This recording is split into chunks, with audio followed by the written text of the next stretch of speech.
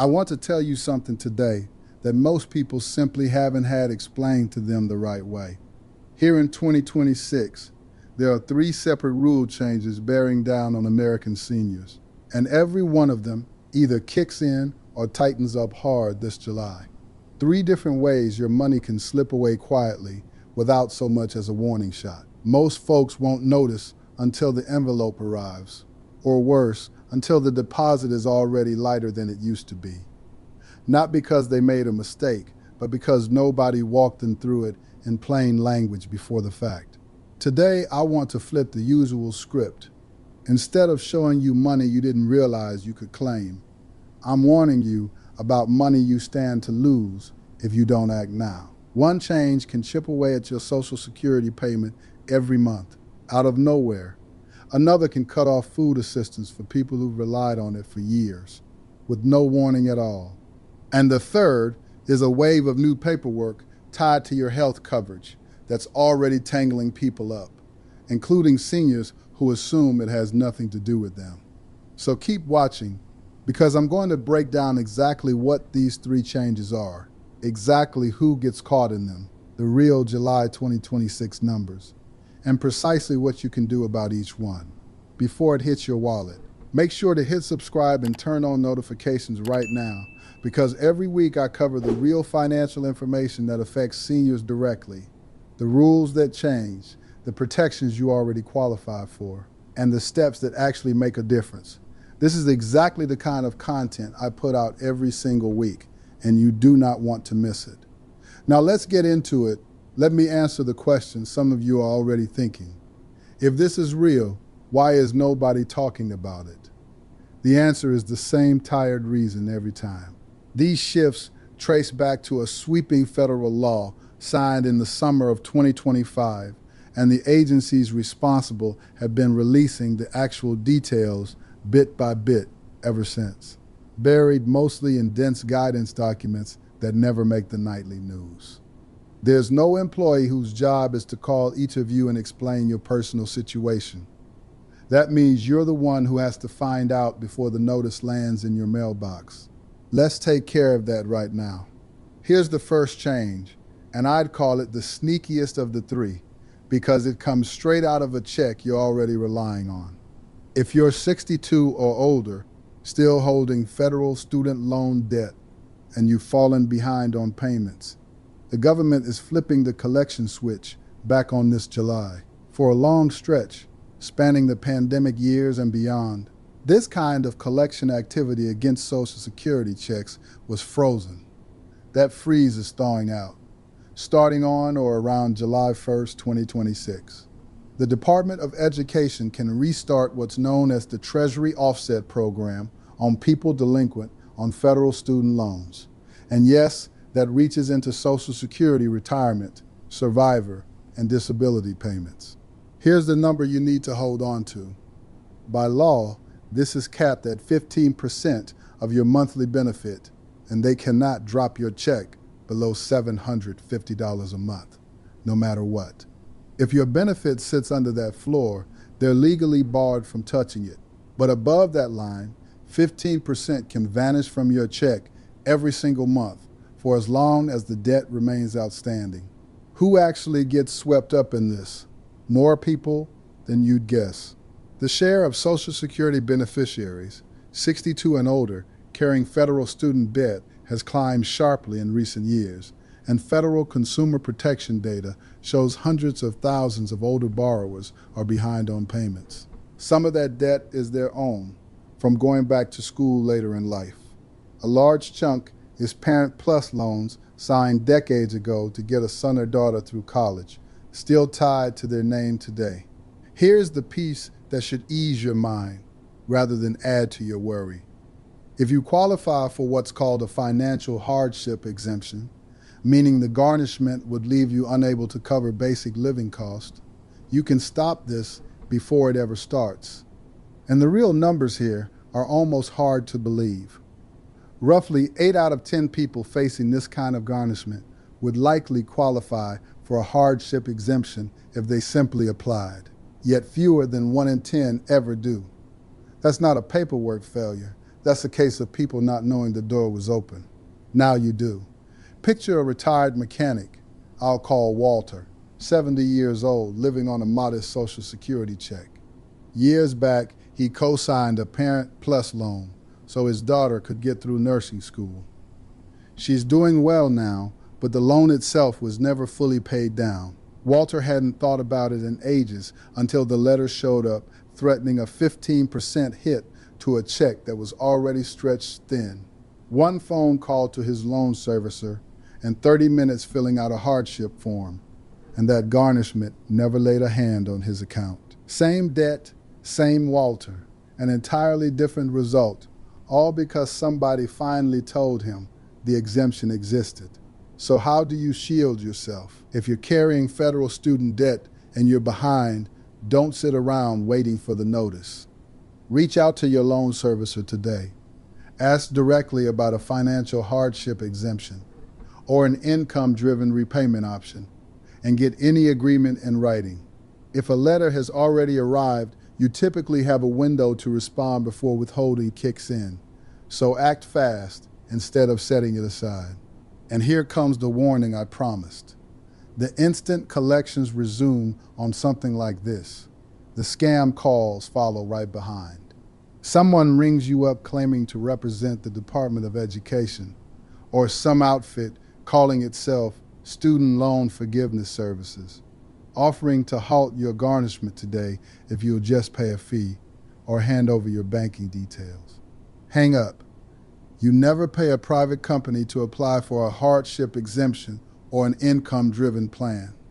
That's handled directly through your loan servicer or at studentaid.gov free of charge every single time. Now on to the second change, and this one lands right on the kitchen table.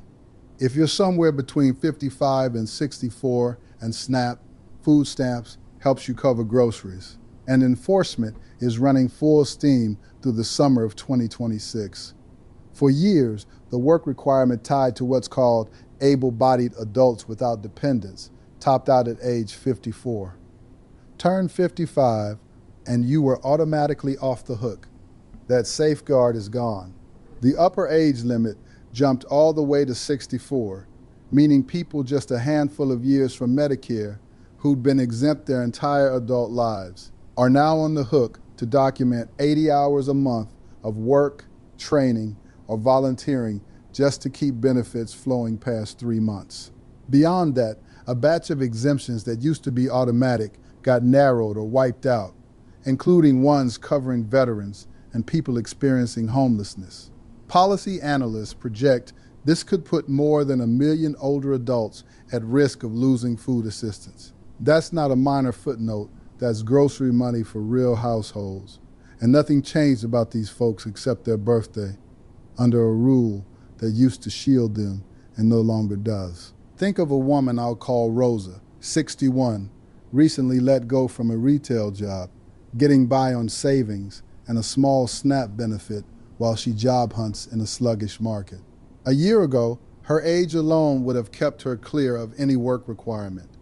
This year, with that shield removed, she received a notice demanding proof of 80 hours a month of activity, or her benefits would stop after 3 months. Rosa didn't slip up anywhere. The ground just moved underneath her. What should you do? If you're 55 to 64 and receiving SNAP, don't brush off any notice from your state agency. Ask straight out whether you qualify for an exemption, disability, caring for a child under 14, or a documented medical condition can still get you excused, and every state handles disability paperwork a little differently. So find out what yours requires. If you do need to log hours, community service, and approved training count too, not just paid work. And if you're over 60 with monthly medical costs above 35, make sure your caseworker is factoring in the excess medical expense deduction, since a large portion of eligible seniors never claim it and wind up with a smaller benefit than they're owed.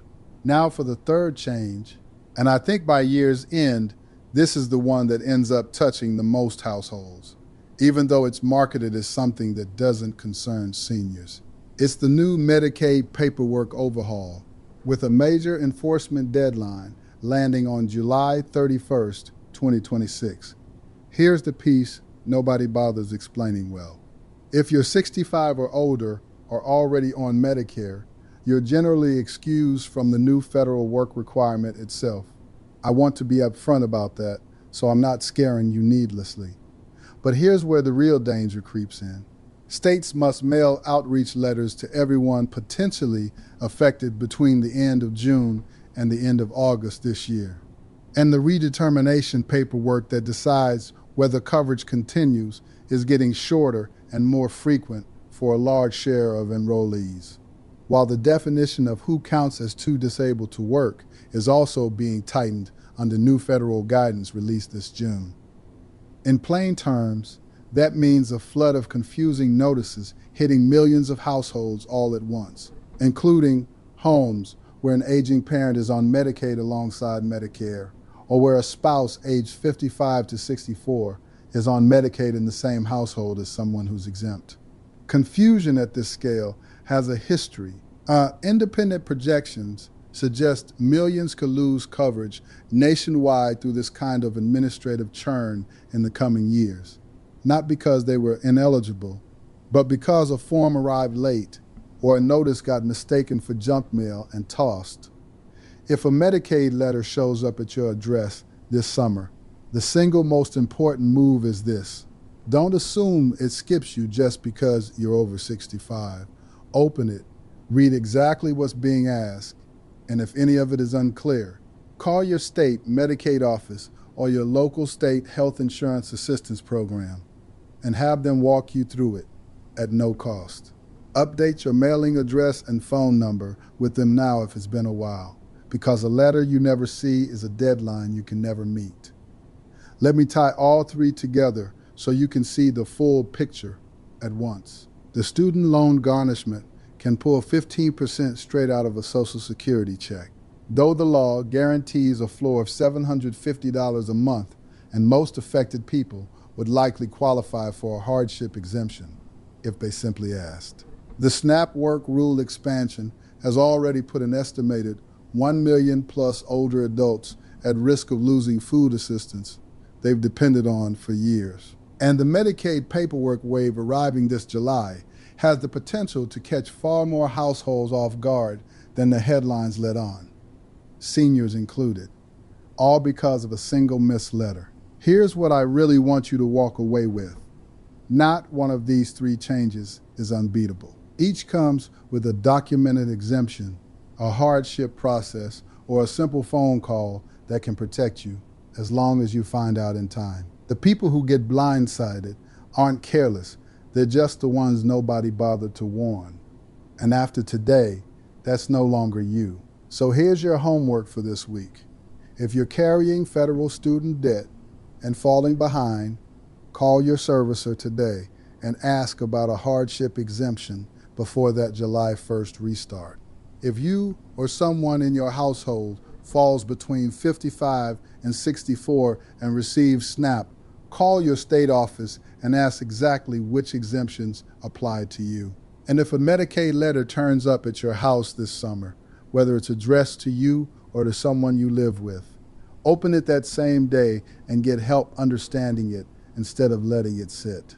And one more reminder, no legitimate government office is ever going to call you out of the blue demanding your bank account or social security number to fix any of these issues on the spot. You place the call using the number printed on your own paperwork or your state's official website, never the other way around.